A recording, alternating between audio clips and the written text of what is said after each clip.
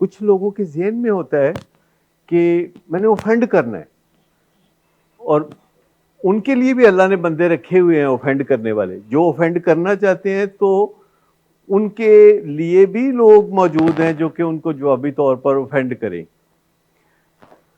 بظاہر ایک بہت اچھی بچی ہے جسے کل پولیس نے نامناسب طریقے سے گھر سے پکڑا، اور جب اسے عدالت میں پیش کیا تو عدالت میں اس نے ایسے نعرے لگائے جس سے اس کے لیے آئندہ مشکلات پیدا ہوں گی۔ ویسے اچھا لگتا ہے کہ بندہ بڑا بہادر سا لگتا ہے، لوگ کہتے ہیں واہ جی واہ کیا بات ہے۔ آپ میں سے کتنے سمجھتے ہیں کہ ایسے موقع پہ نعرے لگا کے اپنے لیے اور اپنی فیملی کے لیے مشکلات پیدا کرنی چاہیے؟ ہمیں نتائج پہ بھی غور کرنا چاہیے۔ مجھے یاد ہے چند دنوں پہلے ان کی والدہ کو گرفتار کیا تو ان کی والدہ ایک وی بنا رہی تھی تو انہیں باں پھڑ کے تھے تھلے کیتی ماں دی، آپ کو یاد ہے؟ اچھا، کل وہ خود ایسے کر کے جا رہی تھی۔ بندے کی مت ماری جاتی ہے نا، جب برے دن آتے ہیں تو مت ماری جاتی ہے۔ لیکن آپ ماشاءاللہ سمجھدار ہیں، بہت تکلیف دہ تجربات سے گزرے ہوئے ہیں۔ میرا خیال ہے آپ کو تو بالکل شوق نہیں ہوگا کہ وہ کام کرتے رہیں جس سے برا نتیجہ نکلتا ہے، کوئی ایسا کام کرتے رہیں جس سے ہر بار برا نتیجہ نکلتا ہے تو کرتے رہیں، ایسا تو کچھ نہیں۔ برے کی کوئی حد نہیں ہوتی۔ میں نے ایک دلیپ کمار کی فلم دیکھی جس میں وہ ڈی ایس پی بنا ہوا تھا، تو دلیپ کمار آپ کو پتہ ہے بڑا زبردست ایکٹر تھا، تو وہ کسی گنڈے کو لے کے بیٹھا ہوا تھا اور گنڈے کو کہہ رہا تھا کہ تم جو کچھ بھی حقیقت ہے مجھے بتا دو۔ تو گنڈا کہتا ہے کہ نہیں میں آپ کو نہیں بتاؤں گا، آپ نے مجھے جتنی بھی ٹارچر کرنا ہے نا کر لو، پر میں آپ کو نہیں بتاؤں گا آپ کی بات۔ تو دلیپ کمار اس کو کہتا ہے کہ دیکھو میری بات غور سے سنو، جتنی تکلیف تم سہ سکتے ہو تکلیف تمہیں اس سے زیادہ دی جا سکتی ہے یا نہیں، کہ جتنی تکلیف میں سہ سکتا ہوں تکلیف بہرحال مجھے اس سے زیادہ دی جا سکتی ہے۔ تو that holds true for every one, یہ ہر بندے کے لیے صادق آنے والی چیزیں ہیں۔ لیکن ایک موقع آتا ہے کہ انسان ان چیزوں کو سمجھتا نہیں اور دوسرے بندے کے لیے مشکلات پیدا کرتا ہے کہ وہ آپ کے لیے مشکلات پیدا کرے، دوسرے بندے کو موٹیویٹ کرتا ہے کہ وہ آپ کو بھی کچھ نہ کچھ تکلیف مزید پہنچائے۔ کیا یہ اذیت پسندی نہیں ہے؟ کیا یہ سیڈزم کچھ اور چیز کا نام ہے؟ اور وہ بڑی لائق بچی ہے جس کی میں بات کر رہا ہوں، بڑی وہ لائق بچی ہے، پڑھی لکھی بچی ہے، بیرسٹر ہے اور بہت بڑی وکیل بن سکتی ہے اگر ایٹیچیوڈنل ہیلنگ ہو تو۔ ایٹیچیوڈنل ہیلنگ، ہم سب کو ہمارے ایٹیچیوڈ خراب کرتے ہیں۔ آپ دیکھیں لوگوں کو ملازمتیں ملتی ہیں ان کی قابلیت کی وجہ سے، لوگ ملازمتوں سے نکالے جاتے ہیں اپنے ایٹیچیوڈز کی وجہ سے۔ میں آپ کو تھوڑی دیر پہلے ذکر کر رہا تھا کہ کنگ ایڈورڈ کے ڈاکٹرز ہم ہائر کرتے ہیں جو بہت اچھے لائق فائق بچے ہوتے ہیں، بہت ٹاپ کے نمبر لے کے میڈیکل کالج میں جاتے ہیں اور نکلتے ہیں پھر وہاں سے، اور ماں باپ کا کہا مانتے ہیں، بیوے بچے ہوتے ہیں بہت۔ لیکن بیچ میں کوئی نہ کوئی بیچ میں ایسا بھی ہوتا ہے کہ جو پھر تھوڑا ڈیفرنٹ ہوتا ہے۔ تو ہمارے کسی اور سینٹر میں جہاں ہم نے کسی کو بھیجا تو اس نے ایک ڈاکٹر نے جو کہ اسی ریپیوٹیڈ انسٹیٹیوشن سے تعلق رکھتا ہے، اس نے جا کے وہاں کے کچن کے انچارج سے الجھن ڈال دی۔ کچن کے انچارج سے کوئی کمپلیکیشن پیدا کر لی، اسے کہا کہ تم مینیو میں یہ تبدیلی کرو، کھانے میں یہ تبدیلی کرو، مجھے یہ دو، مجھے وہ دو۔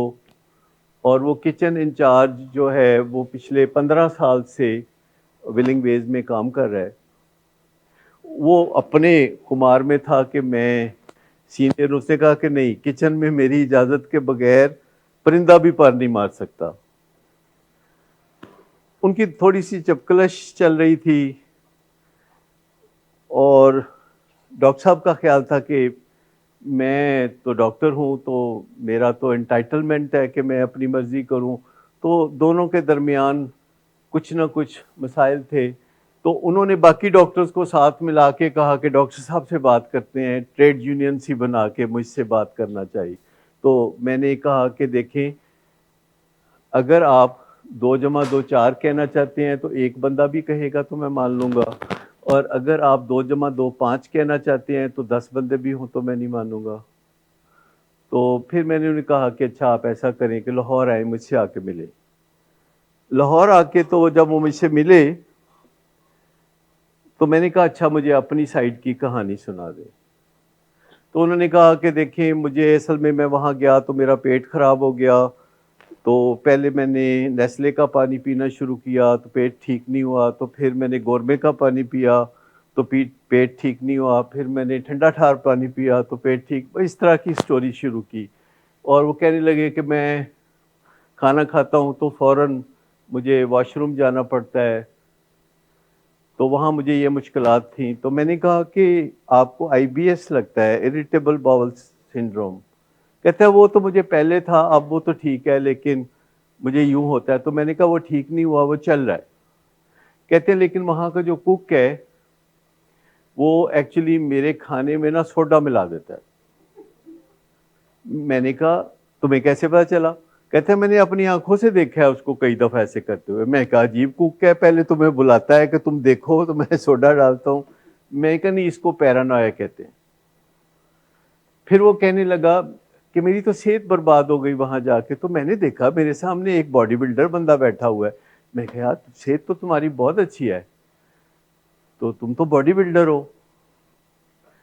تو مجھے انہوں نے فوراً اپنے اسمارٹ فون سے ایک تصویر دکھائی کہ دیکھیے پہلے میری صحت یہ تھی, جس میں ان کے جو مسلز تھے وہ مسٹر لاہور کے لیول کے تھے, اور اب تھوڑے اس سے کم تھے. تو میں نے کہا کہ دیکھیں بات یہ ہے کہ یہ باڈی بلڈنگ ویسے کوئی ہیلدی ایکٹیویٹی نہیں ہے. یہ باڈی بلڈنگ ایک نفسیاتی بیماری کی نشاندہی کرتی ہے, باڈی بلڈنگ نہیں کرنی چاہیے. کہتے ہیں یہ مجھے بھی سمجھ آ گئی ہے کیونکہ 1.5 سال پہلے میرے ورٹیبرل کالم میں 2 ڈسکس جو ہیں وہ سلپ ہو گئی تھی کیونکہ میں نے 200 کلو وزن اٹھانے کی کوشش کی تھی. میں نے کہا کہ پھر تو آپ کو تجربے سے پتہ چل گیا ہے, تو باڈی بلڈنگ تو ویسی اچھی چیز نہیں ہوتی. پھر انہوں نے کہا کہ ایکچولی ہوا یہ ہے کہ مجھے شوق ہے کہ میں کسی نہ کسی طریقے سے اس طرح ہو جاؤں جیسے کہ اس تصویر میں ہوں جو باڈی بلڈنگ کے وہ بتا رہے تھے. میں نے کہا آپ کو کیوں یہ شوق ہے کہ اپنی باقی ریڑھ کی ہڈی بھی آپ نے خراب کرانی ہے؟ پھر وہ 1-2 اور باتیں کرتے رہے. پھر انہوں نے بتایا کہ ان کی والدہ کو سائیکوٹک ڈپریشن ہے اور وہ کسی شہر میں زیر علاج ہے. تو اب میرا دل بیٹھا جا رہا تھا یہ ساری باتیں سن کے. میں نے کہا پھر اب؟ کہتے اب میرا خیال ہے کہ آپ اپنے زیر نگرانی لاہور میں مجھے موقع دیں کام کرنے کا. تو میں نے کہا دیکھیں میری بات سنیں, وہاں بھی میری ہی زیر نگرانی آپ کام کر رہے تھے اور ایک موقع آپ کو دیا تھا. ایک موقع سے زیادہ میں کسی کو موقع نہیں دیتا, لیکن میں آپ کو کہوں گا کہ آپ نے اپنے آپ کو بارہا موقع دینا ہے. میں نے کہا میں کسی کو موقع نہیں دیتا, پر میں اپنے آپ کو بہت موقع دیتا ہوں کہ تم سدھر جاؤ. اور یہ میں موقع اپنے آپ کو روزانہ دیتا ہوں کسی نہ کسی حوالے سے کہ میں سدھر جاؤں. میں اپنے آپ کو روزانہ کہتا ہوں کہ دیکھو آج کا دن نکلا ہے اور ابھی کوئی اور مجھے ارد گرد جاگا ہوا نظر نہیں آ رہا, تو تم چپکے سے میری بات سن لو, تو اپنے آپ کو ایک موقع دو, تم سدھر جاؤ. تو یہی میں نے کہا میں آپ کو کہہ رہا ہوں آپ سدھر جائیں. کہنا مطلب؟ میں نے کہا مطلب آپ ریزائن کر دیں. کہتا ہے تو کر دیتا ہوں. میں نے کہا فٹافٹ کرو. تو باہر جا کے ریزائن لکھ کے تو وہ چلے گئے. It's a tragedy. میں کافی دیر اس صدمے میں سے مجھے نکلنے میں لگے, لیکن میں آپ کو بتاؤں کہ اٹ ہیپنس کہ ہم سب کو, چاہے ہم بہت لائق فائق بھی ہوں, ہم سب کو دماغی مسائل کا سامنا ہوتا ہے. اگر بیماری کہتے ہوئے مشکل لگتا ہے تو ہم سب کو یہ دماغی مسائل ہوتے ہیں، ہم سب کو دماغی مشکلات ہوتی ہیں، ہم سب کو دماغی بیماریاں ہوتی ہیں. جیسے کبھی کبھی ہمارا میدا جو ہے کھٹے ڈکار دینے لگتا ہے، کبھی وامٹنگ ہو جاتی ہے، کبھی لوز موشن ہوتے ہیں. تو اسی طرح ہمارے دماغ کے بھی معاملے میں کچھ نہ کچھ گڑبڑ ہوتی رہتی ہے.